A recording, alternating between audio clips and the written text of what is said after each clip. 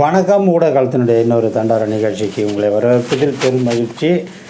இப்போ எதை பற்றி பேச போகிறோன்னா, தோழர் தொல் திருமாவளவன் தன்னுடைய கட்சி உறுப்பினர்களுக்கு ஒரு ட்வீட் போட்டிருந்தார். அதாவது என்னென்னா, இந்த ஆம்ஸ்ட்ராங்குடைய இறப்பிற்கு பிறகு எழுந்த சில சர்ச்சைகளை ஒட்டி அவர் தன்னுடைய தொண்டர்களுக்கு அவர் ஒரு ட்வீட்டு போட்டிருந்தார். என்ன ட்வீட்னால், எக்காரணத்தை முன்னிட்டும் ரொம்ப உணர்ச்சி வசப்பட்டு அரசியல் செய்யாமல் கொஞ்சம் சுய கட்டுப்பாட்டுடன் வெளியில் கருத்துக்களை சொல்லும்போதும் சரி, இல்லை உங்களுடைய வெளி பிஹேவியருமே ஒரு கட்டுப்பாட்டோட அதே சமயம் அறிவுபூர்வமாக வெளிப்படுத்துங்க.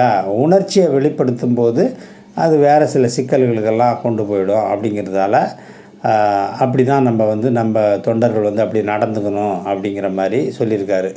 அதாவது இந்த பகுஜன் சமாஜ் கட்சியினுடைய தமிழ்நாட்டு தலைவர் ஆம்ஸ்ட்ராங்குடைய படுகொலைக்கு பிறகு போட்ட அந்த ட்வீட்டில் தான் இந்த மாதிரி சொல்கிறாரு. அதேமாரி அதுக்கு பிறகு அவர் நடந்துக்கிட்ட விதம், அவருடைய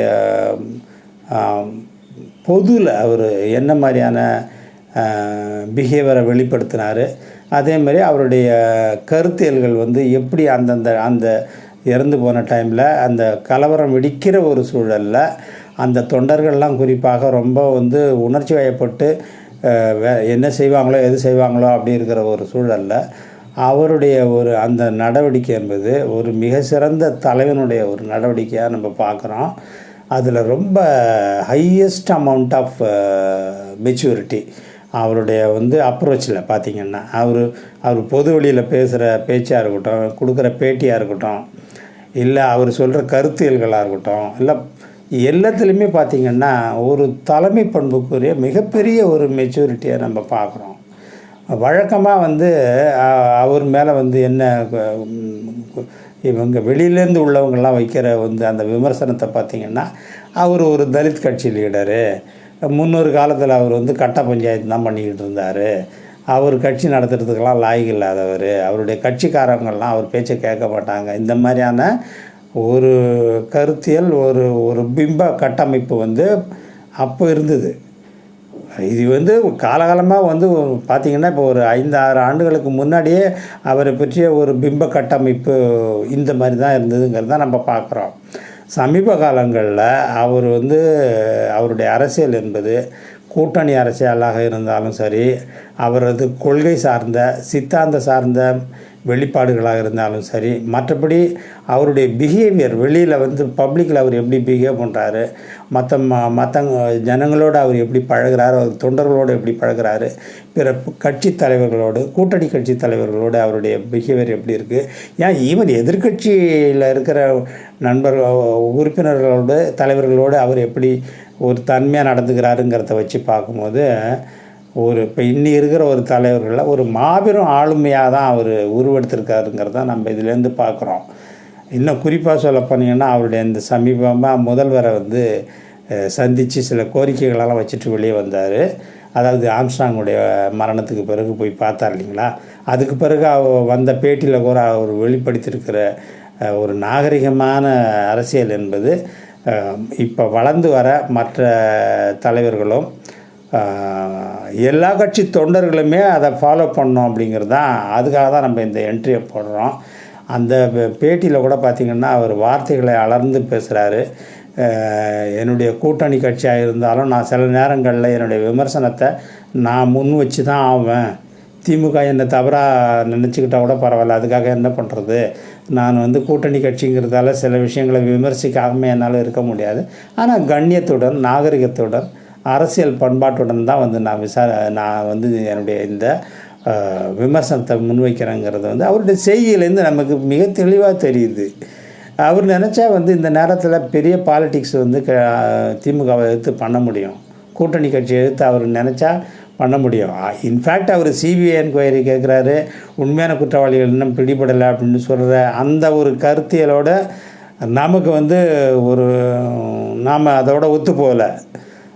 என்னுடைய பர்சனல் ஒப்பீனியன் என்னென்னா, அவர் எடுத்த உடனே சிபிஐ கேட்குறதும் இல்லை உண்மையான குற்றவாளிகள் கண்டுபிடிக்கப்படலைங்கிறதும் பாஜகவோட இல்லை திமுகவை பிடிக்காத கட்சிகளோட டோனோடு இவர் ஒத்து போகிறாராங்கிற ஒரு சந்தேகம் எனக்கு இன்னமும் இருக்குது. அது சந்தேகமாக தான் இருக்குது.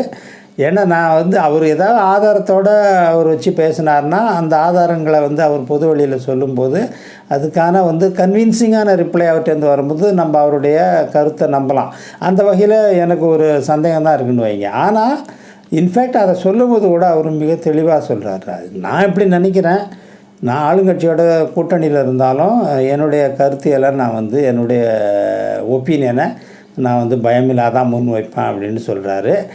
அதேமாதிரி நான் ஏற்கனவே சொன்ன மாதிரி கட்சி தொண்டர்களை அவர் கட்டுப்படுத்துகிற விதம் என்பது பல்வேறு நேரங்களில் அந்த இது வந்து ரொம்ப மெச்சூர்டான ஒரு பாலிட்டிஷியன் தான் அப்படி பண்ண முடியும்.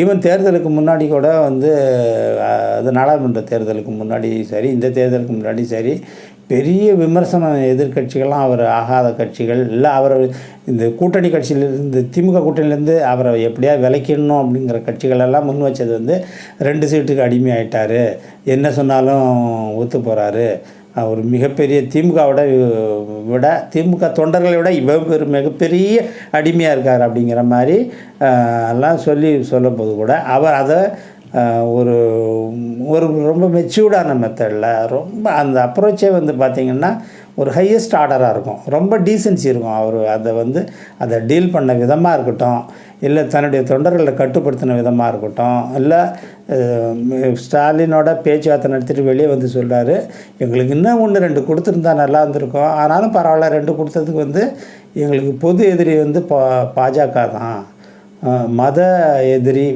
பாஜக, ஜாதி எதிரி பாமக, இந்த 2 எதிர்ப்பு தான் எங்களுக்கு முக்கியம். இவங்களை வந்து பதவிக்கு வர விடாமல் பண்ணுறதுக்காக நான் குறைவான சீட்டாக இருந்தாலும் வாங்கிக்கிறேன், எனக்கு ஸ்டாலின் மேலே வருத்தம் இல்லை, திமுகவோட நம்ம ஒத்து எலெக்ஷனில் வந்து பிரச்சாரத்தை மேற்கொள்ளணும், அவங்களோட எந்த வகையிலையும் எதிர்க்கக்கூடாது, அவங்களுடைய வந்து ஒத்துழைப்போடு தான் நம்ம இன்றைக்கி ஜெயிக்கிறோம் எல்லாத்துலேயுமே அப்படிங்கிற ஒரு நன்றி உணர்வோட ஒரு மெச்சூர்டு பாலிட்டிஷியனாக ஒரு நல்ல அவருடைய அப்ரோச்சு அப்படி அந்த விதத்தில் வந்து ஒரு கூட்டணிக்கு நம்பகத்தகுந்த தலைவராக இருந்தாலும் இதை பற்றி நம்ம ஏற்கனவே முன்னாடியே ஒரு காணொளி போட்டிருக்கிறோம். இப்போ ஒட்டுமொத்த ஒரு பர்சனாலிட்டி, ஒரு லீடர், ஒரு எல்லாராலும் அக்செப்ட் பண்ணப்படக்கூடிய லீடருங்கிற முறையில் அவருடைய வந்து ஒரு அந்த ரொம்ப மெச்சூர்டு பிஹேவியர் பப்ளிக்கில் வந்து அவர் வந்து எதிரிகளை எதிர்கொள்கிற விதம், அதேமாரி தன்னுடைய தொண்டர்களை அமைப்பாக திரள்வோங்கிற முறையில் அவங்கள ஒன்றுபடுத்தி வச்சிருக்கிற விதம், அவங்கள எல்லாமே அரசியல் படுத்தியிருக்காருங்கிறத நீங்கள் பாருங்கள். இப்போ இருக்கிற கட்சிகள்லே வந்து திமுகவுக்கு அடுத்தபடியாக அரசியல் படுத்தப்பட்ட மிகப்பெரிய ஒரு கூட்டத்தை தன்னுக்குள்ளே வச்சுருக்காரு அப்படிங்கிறது இவர் ஒருத்தர் தான். மீதி யாருமே இப்போ நாம் தமிழர் மாதிரி தான் தோன்றித்தனமாக தொண்டர்களை வளர்க்கலை. இவர் தொண்டர்களை வந்து தலைவர்களாக நான் வளர்க்குறேன்னு சொல்கிறாரு. அதுவே மிகப்பெரிய ஒரு நல்ல தலைமை பண்புக்கு முக்கியமாக தான் இருக்குது. அது அம்பேத்கருடைய கொள்கையாக இருக்கட்டும், மார்க்ஸோட கொள்கையாக இருக்கட்டும், பெரியாரோட கொள்கையாக இருக்கட்டும், இது எல்லாத்தையுமே ஊட்டி வளர்க்குறாரு தன்னுடைய தொண்டர்களுக்கும். தானும் அப்படி கடைப்பிடிக்கிறாரு. தன்னுடைய வாழ்க்கையிலையுமே வந்து அவர் வந்து எதை சொல்கிறாரோ அதை தான் செய்கிறாரு, எதை செய்கிறாரோ அதை தான் அவர் சொல்லிகிட்டு இருக்காருங்கிற முறையில் ஒரு மிகப்பெரிய ஒரு மெச்சூர்டான ஒரு லீடரை நம்ம கொண்டிருக்கிறோம்.